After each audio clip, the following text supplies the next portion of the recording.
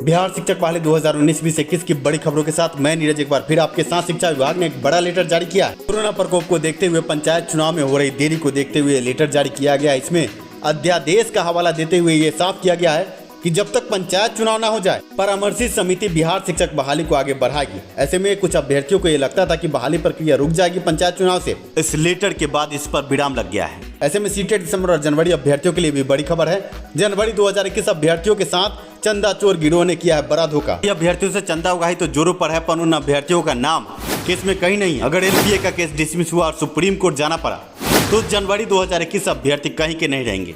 ऐसे में शिक्षा सुधार रोजगार की बड़ी पहल है। हमने जनवरी 2021 अभ्यर्थियों को भी जोड़ा है केस से। जनवरी 2021 अभ्यर्थी जुड़े शिक्षा सुधार रोजगार से। कोरोना प्रकोप के मद्देनजर बदले नियमावली में कई तरह के संशोधन को देखते हुए छठे चरण के शिक्षक बहाली में भी कई तरह के संशोधन किए हैं।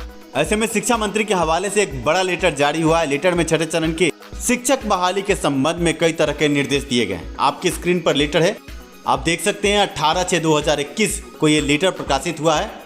विभागीय अधिसूचना संख्या 11/10 दिनांक 20/8/2020 द्वारा माध्यमिक शिक्षा प्रक्षेत्र के लिए बिहार जिला परिषद माध्यमिक एवं उच्च माध्यमिक विद्यालय सेवा नियुक्ति पदोन्नति स्थानांतरण अनुशासनिक कार्रवाई एवं सेवा शर्त नियमावली 2020 अधिसूचना की गई। उक्त नियमावली का गठन भारत के संविधान के अनुच्छेद 243(6) 11वीं अनुसूची मद संख्या 17 तथा बिहार पंचायत राज अधिनियम 2006 की धारा 73 सह पठित धारा 146 के अधीन प्रदत्त शक्तियों का प्रयोग करते हुए किया गया था। जिला परिषद के नियंत्रणाधीन माध्यमिक एवं उच्च माध्यमिक शिक्षकों के नियुक्ति प्राधिकार एवं अनुशासनिक प्राधिकार उक्त नियमावली के नियम 10(7) के तहत गठित समिति है जो निम्नवत है। क्या क्या निम्नवत है आपकी स्क्रीन पर आप देख सकते हैं। क में अध्यक्ष जिला परिषद अध्यक्ष। ख में जिला परिषद शिक्षा समिति का एक चयनित सदस्य पुरुष अध्यक्ष होने पर चयनित सदस्य महिला होगी। ग में मुख्य कार्यपालक अधिकारी जिला परिषद सदस्य सचिव। घ में जिला कार्यक्रम पदाधिकारी माध्यमिक शिक्षा सदस्य। आप सभी को पता है कि पंचायत चुनाव को लेकर कई संशोधन हुए पंचायत चुनाव में। आप देख सकते हैं बिहार पंचायती राज अधिनियम 2006 का संशोधन बिहार पंचायत राज संशोधन अध्यादेश 2011 के द्वारा किया गया है। इसके तहत उक्त अधिनियम की धारा 66 की उपधारा में विनिर्दिष्ट 5 वर्षों की अवधि के अवसान के पूर्व यदि किसी कारण से किसी जिला परिषद का आम निर्वाचन कराना संभव नहीं हो तो उक्त अवधि के अवसान पर जिला परिषद भंग हो जाएगी और इस अधिनियम के अधीन या तत्समय प्रवृत्ति किसी अन्य विधि के अधीन जिला परिषद में निहित सभी शक्ति और कृत्य का प्रयोग या संपादन ऐसी परामर्शी समिति द्वारा किया जाएगा जिसे राज्य सरकार अधिसूचना द्वारा इस निमित्त गठित करे। पंचायती राज विभाग बिहार सरकार की अधिसूचना संख्या 2757 दिनांक 9/6/2021 के द्वारा त्रिस्तरीय पंचायती राज संस्थानों एवं ग्राम कचहरियों के लिए परामर्शी समिति द्वारा किया जाए जिसे राज्य सरकार अधिसूचना द्वारा इस निमित्त गठित का तात्पर्य यह है कि पंचायती राज अधिनियम में कई तरह के बदलाव हुए कोरोना प्रकोप को देखते हुए। दिन पहले इस संबंध में अध्यादेश 2021 लाया गया और अध्यादेश के मुताबिक परामर्श समिति द्वारा अब पंचायती राज को चलाने की बात आगे बढ़ी। ऐसे में शिक्षक बहाली 2019-2021 आप समझ सकते हैं कि छठे चरण की बहाली आगे बढ़ रही है और आगे बहाली प्रक्रिया को पूर्ण करने के लिए सरकार कई तरह के गतिरोधों को देख रही है। ऐसे में शिक्षा विभाग ने ये बड़ा लेटर जारी किया है कि अब विभिन्न पहलुओं को देखते हुए परामर्श समिति में कौन कौन जो अध्यक्ष उपाध्यक्ष और जो आयुक्त है उनको जो रखा गया वो क्या क्या कार्य करेंगे, कैसे कैसे अब बहाली की प्रक्रिया छठे चरण की पूरी होगी, इस संबंध में पूरी जानकारी है। आगे के लाइनों में हम आपको समझाएंगे, बने रहे अंत तक वीडियो में। लिखा है पंचायती विभाग बिहार सरकार की अधिसूचना संख्या 2757 दिनांक 9/6/2021 के द्वारा त्रिस्तरीय पंचायती राज संस्थानों एवं ग्राम कचहरियों के लिए परामर्शी समिति का गठन किया गया। जी हाँ, ये परामर्शी समिति द्वारा यह बहाली प्रक्रिया पूरी होगी। इसके तहत जिला परिषद परामर्शी समिति निम्नवत गठित की गई है। अध्यक्ष जिला परिषद के भंग होने की तिथि को कार्यरत अध्यक्ष। आप समझ सकते हैं कि जिला परिषद भंग हो गया पर जो अध्यक्ष हैं, उपाध्यक्ष हैं, सदस्य हैं जो पहले से कार्यरत हैं उन्हीं के द्वारा अब कार्य संपन्न कराने की बात है।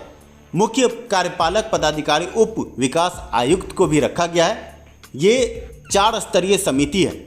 ये समिति अब आगे परामर्श समिति के रूप में काम करेगी और बिहार शिक्षक बहाली संबंधित जो भी आगे छठे चरण के संबंध में जो भी गतिरोध है, अब इस परामर्शी समिति को पूरा अधिकार मिला है कि ये गतिरोधों को समाप्त करे बहाली प्रक्रिया की। क्या क्या बदलाव होंगे, कैसे पूरी होगी छठे चरण की शिक्षक बहाली, आगे देख लें। लिखा है कि गौरतलब है कि छठे चरण की माध्यमिक एवं उच्च माध्यमिक शिक्षक के नियोजन की कार्रवाई तत्कालिक प्रवृत्ति बिहार जिला परिषद माध्यमिक एवं उच्च माध्यमिक शिक्षक नियोजन सेवा शर्त नियमावली 2006 समय समय पर यथा संशोधित के प्रावधानों के आलोक में संपादित की जा रही है। बिहार जिला परिषद माध्यमिक एवं उच्च माध्यमिक विद्यालय सेवा नियुक्ति पदोन्नति स्थानांतरण अनुशासनिक कार्रवाई एवं सेवा शर्त नियमावली 2020 के नियम 24 में प्रावधानित है कि तत्कालिक प्रवृत्ति नियमावली के अधीन किया गया कोई कार्य या की गई कोई कार्रवाई इस नियमावली के अधीन किया गया कार्य या की गई कार्रवाई मानी जाएगी, मानो वे सभी नियमावली के अधीन किए गए हों। अतः उक्त व्यवस्था छठे चरण के माध्यमिक एवं उच्च माध्यमिक शिक्षकों के नियोजन के संदर्भ में भी प्रभावी मानी जाए। अब देख लें अंतिम लाइन क्या लिखा है कि उक्त निर्णय में माननीय शिक्षा मंत्री शिक्षा विभाग का अनुमोदन प्राप्त है। मतलब शिक्षा मंत्री के आदेश से अध्यादेश में हुए फेरबदल के बाद अब बिहार शिक्षक बहाली में भी फेरबदल देखने को मिला है। आप समझ सकते हैं कि जब तक पंचायत चुनाव बिहार में ना हो जाए तब तक प्रावधान के अनुसार नियमावली में संशोधन किया गया है और यह अध्यादेश के कारण संशोधन हुआ है। ऐसे में कुछ अभ्यर्थी ये मानते थे कि जैसे ही पंचायत चुनाव की घोषणा होगी बहाली प्रक्रिया रद्द हो जाएगी, आगे बहाली प्रक्रिया स्थगित हो जाएगी और आगे जब पंचायत चुनाव हो जाएगा तब बहाली प्रक्रिया पूरी होगी। पर सरकार ने ये लेटर जारी करके साफ कर दिया है कि बहाली प्रक्रिया छठे चरण की रुकेगी नहीं। और शिक्षा मंत्री ने अध्यादेश में हुए बदलाव के बाद स्वतः इसमें भी कुछ बदलाव करने के निर्देश दिए हैं। अब इस आदेश के बाद बिहार में जब तक पंचायत चुनाव नहीं हो जाते बहाली की प्रक्रिया ऐसे ही बढ़ेगी। ऐसे में छठे चरण की बहाली प्रक्रिया के सभी गतिरोधों को शिक्षा मंत्री समाप्त करना चाहते हैं। पर सीटेट दिसंबर और जनवरी अभ्यर्थियों का क्या भविष्य अधर में है। शिक्षा सुधार रोजगार द्वारा एलपीए का केस आगे डबल बेंच में बढ़ाया गया है। हम कोशिश कर रहे हैं कि सीटेट दिसंबर और जनवरी अभ्यर्थियों को इंसाफ मिले। सीटेट दिसंबर और जनवरी अभ्यर्थियों को ये बताना चाहेंगे जो चंदा चोर ठग ग्रुप है उन्होंने जो आगे केस बढ़ाया है और जो आईए फाइल करने की बात वो कर रहे हैं, आप समझे सीधे तौर से जनवरी का उसमें कोई जिक्र नहीं है। जनवरी 2021 को छोड़कर ये केस आगे बढ़ा रहे हैं। ऐसे में जनवरी 2021 अभ्यर्थियों के लिए बड़ी समस्या कब होगी। अगर एलपीए का केस गड़बड़ हुआ, केस डिसमिस हुआ तो सीटेट दिसंबर अभ्यर्थी सुप्रीम कोर्ट जाएंगे और सुप्रीम कोर्ट से अगर वो जजमेंट लेकर आते हैं और सिर्फ दिसंबर सीटेट अभ्यर्थियों को ही आगे बहाली प्रक्रिया में आवेदन का मौका मिला तो जनवरी वाले अभ्यर्थी हाथ मलते रह जाएंगे। ये चंदा चोर गलत तरीके से केस आगे बढ़ा रहे हैं। इसलिए आप अभ्यर्थियों से हम निवेदन करेंगे कि शिक्षा सुधार रोजगार का साथ दें। आप समझे कि सुप्रीम कोर्ट से कोई भी आदेश आएगा तो सिर्फ उन्हीं अभ्यर्थियों के लिए आएगा जो केस में है। 34,500 की बहाली आप देख सकते हैं जिसमें सिर्फ उन्हीं अभ्यर्थियों को मौका मिला जो सुप्रीम कोर्ट से जजमेंट लेकर आए हैं। इसके अलावा दरोगा बहाली के भी एक केस में ऐसा ही हुआ। ऐसे में जो जनवरी 2021 अभ्यर्थियां घबराए नहीं, शिक्षा सुधार रोजगार आपके साथ है। आपको हम जोड़ रहे हैं केस से, हम किसी से कोई चंदा उगाही नहीं कर रहे हैं, आप अभ्यर्थियों के हक के लिए आगे बढ़ रहे हैं। ऐसे में चंदा चोरों से बचें, शिक्षा सुधार रोजगार का साथ दें। शिक्षा सुधार रोजगार द्वारा दायर एलपीए का केस आगे बढ़ रहा है जिसमें जनवरी 2021 और सीटेट दिसंबर अभ्यर्थियों का जिक्र है। हम किसी एक के लिए नहीं लड़ रहे हैं, हम सभी अभ्यर्थियों को हक दिलाने के लिए आगे बढ़ रहे हैं। जनवरी 2021 और दिसंबर सीटेट अभ्यर्थी समझे इस बात को। जुलाई माह में सीटेट दिसंबर और जनवरी 2021 अभ्यर्थियों के केस की सुनवाई हो सकती है। हम पूरा प्रयासरत हैं। ऐसे में जो भी अभ्यर्थी चंदा चोर गिरोह के चक्कर में पड़े हैं उनसे हम निवेदन करेंगे कि चंदा चोरों के चक्कर से बाहर निकले।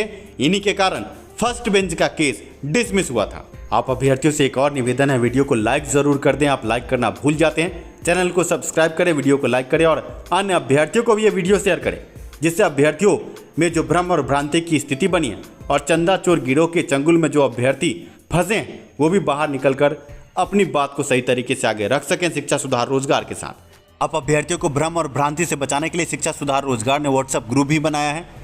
आप सही और सटीक खबर जानने के लिए शिक्षा सुधार रोजगार के ग्रुप से जुड़ सकते हैं। आपके स्क्रीन पर व्हाट्सएप नंबर है, इस पर आप व्हाट्सएप करके अपने ग्रुप से जुड़ें। धन्यवाद वीडियो देखने के लिए।